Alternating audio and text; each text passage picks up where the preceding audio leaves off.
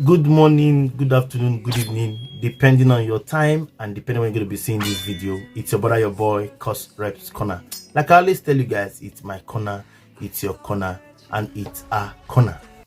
I don't wanna fall in love. I just wanna have some fun, yeah. I don't wanna fall in love. I just wanna have some fun.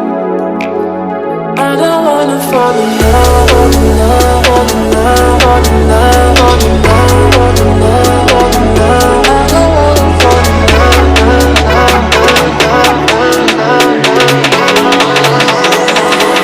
I don't wanna fall in love. I don't wanna fall in love.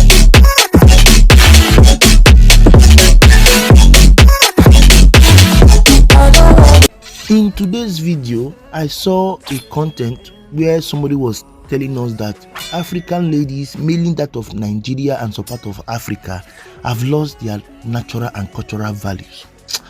At first, I said, what is he going to say that will look different? No, some persons know what they are saying. No, let's be frank. Some persons are very conversant of what they are saying. Oh, English will not kill me. Calm down, relax, don't be too fast. Calm down. Some persons knows what they are saying. I sat down and I listened to this man for up to 4 minutes, and I did not even know that the video was even ending. At a point, I was like, is he ended? Why so short? Some persons are gifted. Some persons have been blessed by God to speak out. And when you refuse to speak out, you become an enemy, not to yourself alone, but to people you are supposed to have touched their lives. This man brought out some important points.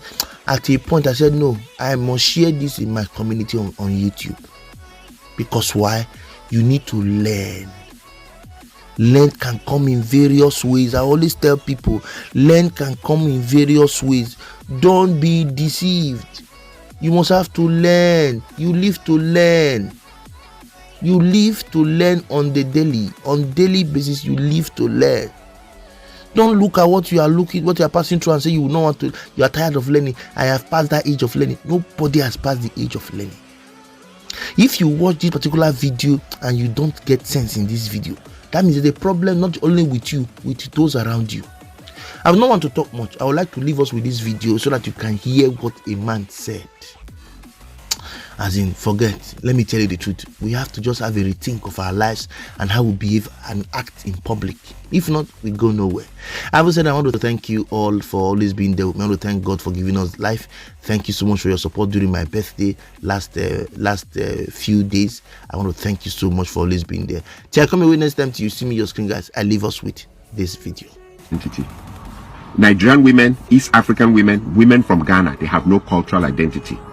And I'm going to explain to you what I mean. You see, I work in an industry which is information technology. In information technology, there is one country that really stands out when you talk about information technology, and it's India. Indians, for some weird reason, I don't know how they got into that thing in the cultural context. Everybody maybe went in for IT. The whole country made a powerful reference to IT, just like China made a huge push into industrialization that deals with tools. The idea of having the tools to make a car or make a shoe, heavy industrialization that they can use to serve the world. India went into this heavy thing about information technology. In my 12 years of working in information technology, everywhere I go, it's loaded with Indians. If the information technology, for example, if a place has maybe 20,000 workers, I'm talking about a huge place, in which maybe 10,000 of their workers are engineers, software engineers, computer engineers, so on and so forth. I can assure you that of the 10,000, 9,500 will be Indians. So what has been my exposure there? Indian women. They're the one, they're 4 feet, some of them little 4 feet, things, small things that are making dream money. They came direct from their village into the system and they're making 180,000, 190,000, 200,000 dream money. But there's a strange thing I notice about them. As they come to work, they're wearing their native wear, that thing that they tie and hang on their neck with that dot here. Another strange thing I've noticed about them is you will never ever, for all my years, I stayed in the United States, I was born here. In all my years of staying here, you'll never hear the Indian women dragging their men to the American court system for divorce. It is our women that use the American court system to destroy our men. They bring the court in to help them destroy the men. You will never hear Indian women doing that thing. You will never hear women from China taking Chinese men into the American court system to destroy them with divorce. You will never hear women from Korea dragging their men in huge numbers into the American court system to destroy them. But when it comes to African women, East Africa, Nigeria, Ghana, when it comes to African women, they just drag their men into the court system. One of the things that I noticed in this system or in this problem is poverty. Bring these Indian women, they're making 150,000, 180,000. They don't drag their men into court. Plus, sometimes, like in most places, all the places I've ever worked in information technology, they'll have one car. Not that I'm supporting that behavior, but there's something strange on why I see them. They have one car. They wait for their husbands. Even if their husbands are working 2 hours overtime over their time, they'll wait. Some of them pregnant, waiting for their husbands. When it's finished, they go into the same car with their husband and drive home. I watch Indian women and women from so many other places. They're not crazy about the Louis Vuitton, Gucci, all the designers wears. They're not even interested. Indian women, I meet them, they've been here 15 years, 20 years, they still keep their accent. They still speak as if they're living in India. But when I meet our women, and our women, all that they have to do is just get to a level where they're making 50,000, 60,000, 70,000 or 80,000 a year. I'm talking about small money. Small money. Immediately the marriage is in danger. And they change. They start bleaching. And they start talking, sure, yeah, sure, yeah, I went, oh my God, I went to New York. And I'm like, even I who was born here, I don't speak like that. I look at others like the Chinese, they can't speak English very well, you know, and their women may be driving very expensive cars that belong to their husbands. And I look at the Indian women who don't speak English very well, and they're not interested in changing their accent or their undertone, and they wear their native dress, that thing and everything to work. I look at Korean women, I look at other women, they have this sense of cultural identity. African women do not have a sense of cultural identity whatsoever. Little money and the marriage is over. One thing I've discovered, a common trend, once the women make, they go nurse, 80,000 is all they need to make, and suddenly your marriage is in danger. They want to call the shots. They want to be the ones that control everything, and if you don't like it like that, they'll bring in the American courts to destroy your life, destroy everything around you. They will insult you, and I'm like, 80,000 is all that it takes for someone to change, or 70,000, because most of them, even the 80,000 is overtime.